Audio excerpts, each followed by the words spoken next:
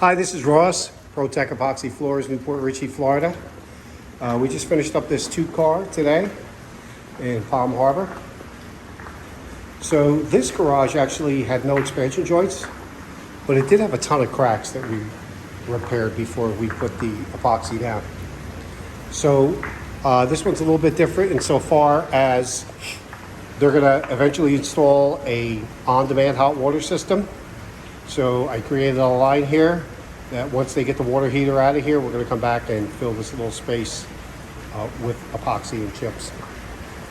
So relatively straightforward job. This color is Dolphin. It's really nice colors, maybe khaki.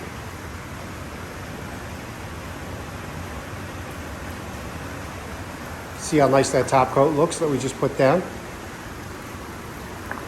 And the softeners here. So we incorporated this right into the floor, so it looks like it's sitting on the floor. Came out really nice.